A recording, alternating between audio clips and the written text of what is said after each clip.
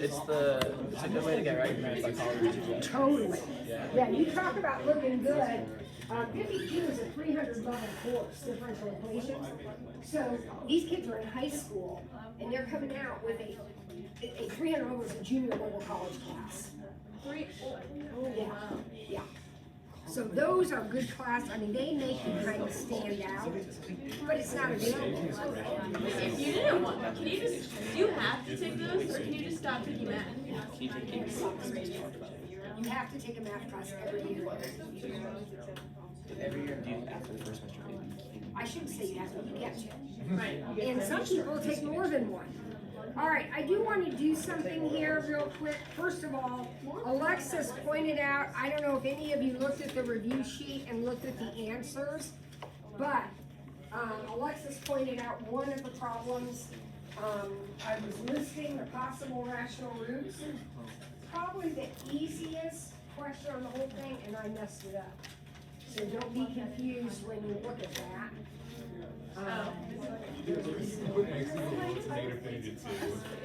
Alright, there are a couple of these I want to do, and then I will do whatever else you want to do. I want to do a couple of these first. Probably the same thing.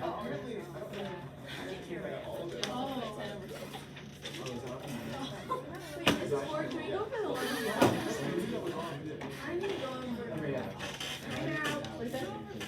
I get to pick first because I'm the oldest. So there are a couple I want to do first, just based on what I saw as I was looking at your papers. And then,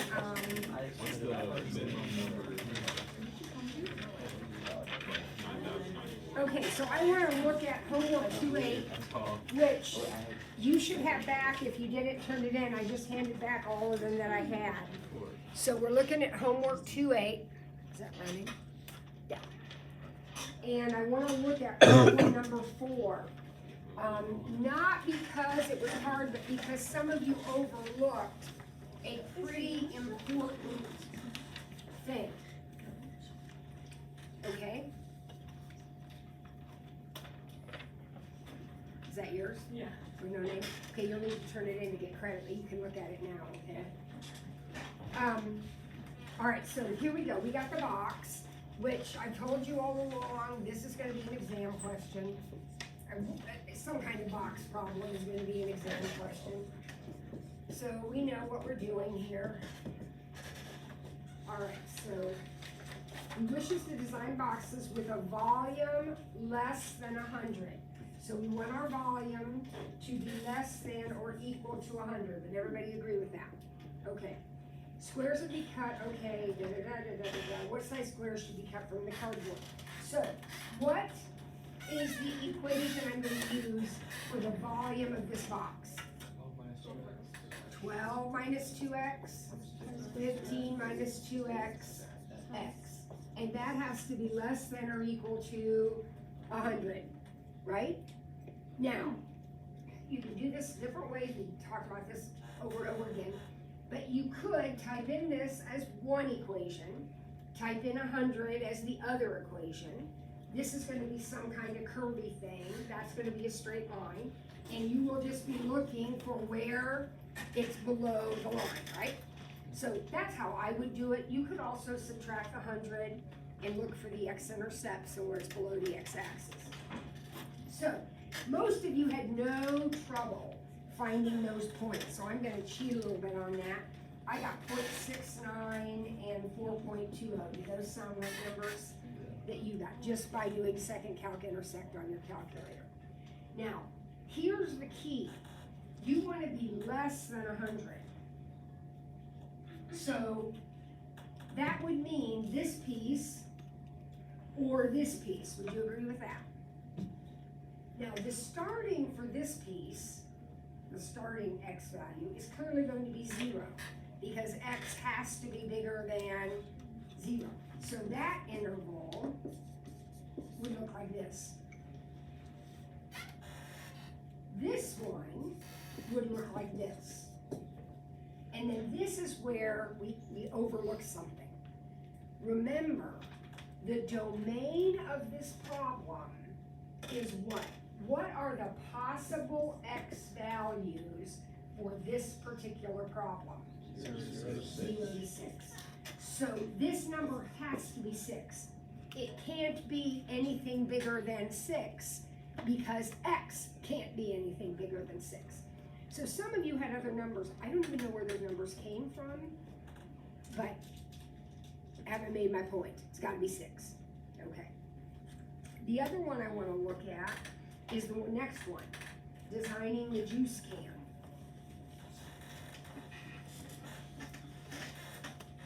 Because we had answers all over the board on this one. And some of it was that you didn't follow the directions for part A, but let's see, we got a juice can. And the volume is 0.5 liters. And the surface area is less than 900 square centimeters. So, we talked about this one day, we looked it up. 0.5 liters would be what in cubic centimeters? 500. 500 cubic centimeters, okay. That's what I got. Alright, so here we go.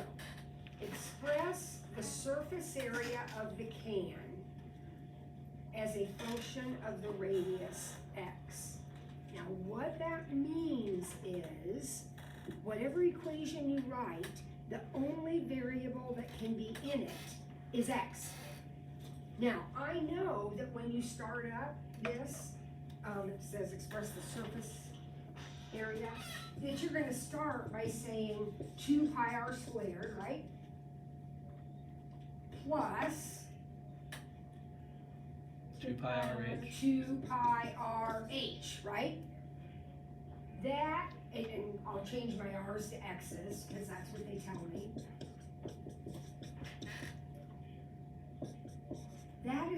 That hasn't satisfied the directions. The directions said it's gotta be in terms of x. So then we're gonna come back up here, right here. The volume of a cylinder is pi r squared h, or for us, pi x squared h. So h is going to be 500 divided by pi x squared. Would you agree with that? And then that's gonna go in down here. So our surface area is 2 pi x squared plus 2 pi x times 500 over pi x squared, which I'll clean up. You didn't have to do this, but I would clean it up. Just 1,000 over x. That's your equation. Okay, so that's A. That's problem A. Now, problem B. Find the dimensions of a can if the surface area, this thing right here, is less than 900. So can we approach this one like the last one? Can we graph this and that and see where this is below that? Okay, so let's do that. Now, this is where we had some, actually, I don't know what happened. I got, and I don't remember what the picture looked like, so I'm making this up. But I got this one. No, I don't know what I got. I need to graph it.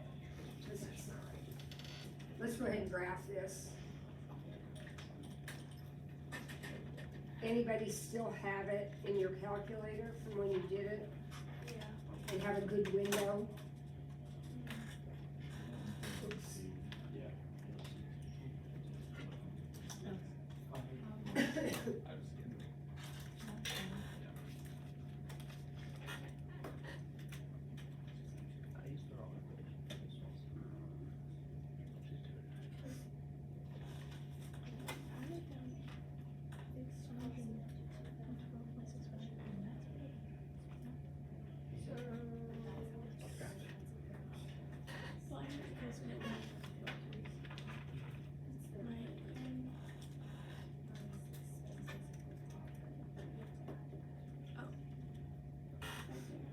Okay, so I got a picture, it actually looks like this.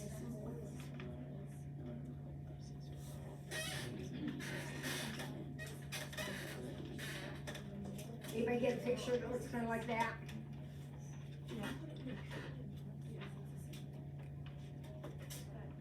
We want the curve to be less than the line. So when I did it, I actually got 2 points of intersection. I got 1.12 and 11.37. Anybody else get those? Yeah. Okay. So in terms of the radius, that's my x. If I want the curve to be below the line, doesn't my radius have to be between those two numbers? So my possible radius values are from 1.12 to 11.37. So it is all between, What? so it is all the numbers in between Yep. the 2 points?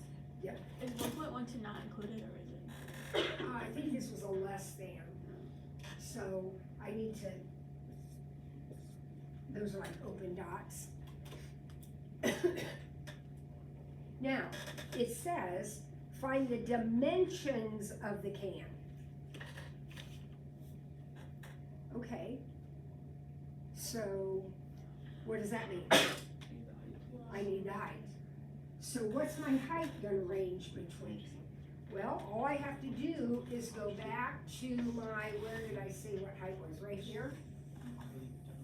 If it's 1.12, then 500 divided by pi, divided by 1.12 squared, I got 126.87. Now I have to be careful, I'm gonna write this differently. If the radius is 1.12, the height is 126.88. Anybody else get that? If the radius is 11.37, then the height will be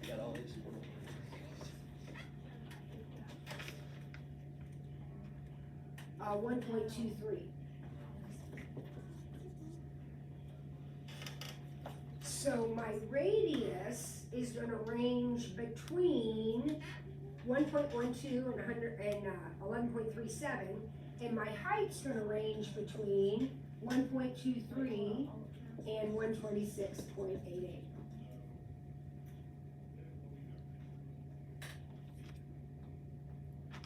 So then it says, find the least possible surface area of the can. Well, wait a second. Isn't this right here the surface area of the can? So can I just take the picture that I drew and find the minimum? And when I did that, I got 348.73, and that is the y coordinate. I didn't write down the x coordinate, but the y would be the volume. Are we gonna get the unit conversion on test, if there's one of those? This one we've used several times, and I don't, if there's any others, I'll include it, but this one you should know. We looked it up, we've used it, it's easy, right? Can you do number 1?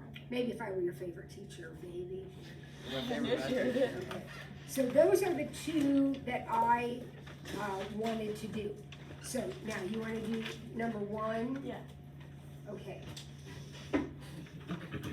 So 1 on the same homework.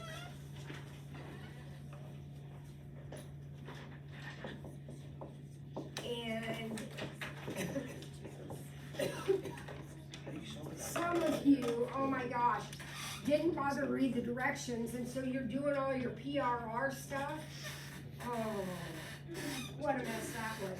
We're doing this on our calculator. So the way that it is set up right now, I am just gonna type this in right here. And then someplace, I know I think that's what I'm looking for to find out in a minute. But someplace it's gonna cross the x-axis, right? And I will be interested in all the values where it is less than that. Now, that's not the right picture, so I'm gonna erase it. But that's the strategy of this. So going back to my graphing. And obviously, my window from the last problem is going to have to change. I think you could do that, but I would just do bring the 3 over your lessons. Graph an x squared minus 3, but you don't have to. If you're not gonna do that, you need to graph that and 3 up. Get rid of the square.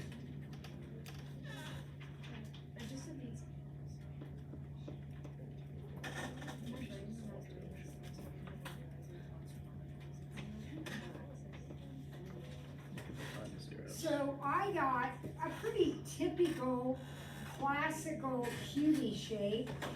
Kind of looks like this. So this one, and I expanded my window several times, it doesn't cross the x-axis again. It only crosses in one point right here. And when I figured that out, it was 0.388 or 0.39 since I'm rounding to the hundredth. Why is there only 1 0 if it's a cubic? Oh, they're imaginary. Yeah, they're imaginary, yeah. Now, I did expand my window just to make sure that it wasn't further out, but I went far enough out, I don't think it crosses. I think this is it.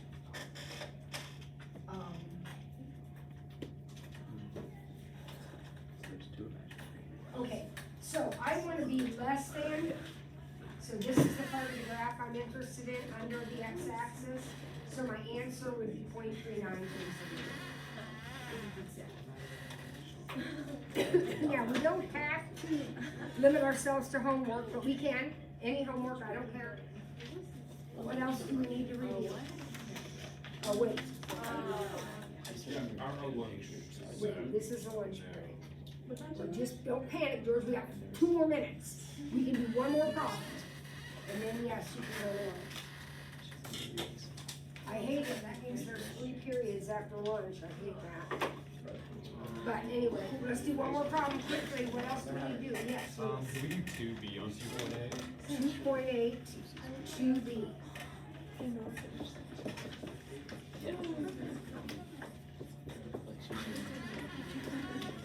What is it? Oh, this is a weird one. 2B. Okay, so this is a no calculator problem, so I'm not gonna be graphing it or anything. What I am gonna do is immediately factor it. Would you agree with that, Lewis? Yeah. Alright, so I'm gonna factor it.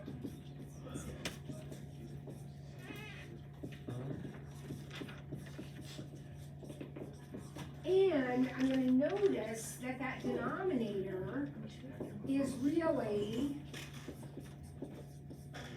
x minus 3 squared. Now, it's important that I realize that because solving this problem by hand is all about SIGNs, all about positives versus negatives. Now, the places where I am 0 in this problem, I am 0 at -5, I am 0 at 2, and I am 0 at 3. Would you agree with that? X cannot be 3 in this problem. X can't be -5 in this problem either because that would make it 0 and I have got to be less than 0. So these are kind of the key points in the problem. Agreed? Now, I'm going to pick a point. Oh, by the way, see this right here? This is going to mess up your alternating thing. So we are going to need to try -6, for example. Now, you can plug it all in and get answers. You don't have to though. If you put in -6, that's going to be negative, that's going to be negative, but this one's going to be positive because it's always positive. So a negative times a negative divided by a positive is not less than 0, right? So no good over here. Now let's put in 0, the number 0. That makes this one positive, that one negative, and this one's always positive. Does that combination of signs work out less than 0? Yep. All right, let's try 2.5. Positive, positive, always positive. Does that give me what I want? Nope. How about 4? Positive, positive, positive, that doesn't either. So the answer to the problem is just the interval from -5 to 2. When you're doing inequalities by hand, I think a number line is very helpful, and just start checking what works, what doesn't work. If this hadn't been here, if this had been something else down here, then I could have done alternating. Okay? If that 3 was filled in, would you have to say also x equals 3? Yeah, but it would never be filled in this problem because it's in the denominator. Oh, okay. Yeah. If you do have one filled in, it would never come from the denominator, but if you did have one filled in, yes, you would have to add that in as part of it. All right, we're going to lunch. Hang on, gotta go to lunch, or George is gonna have a fit. I need you back in your seats at, I don't know, what's it? 21. Back in your seats at 21.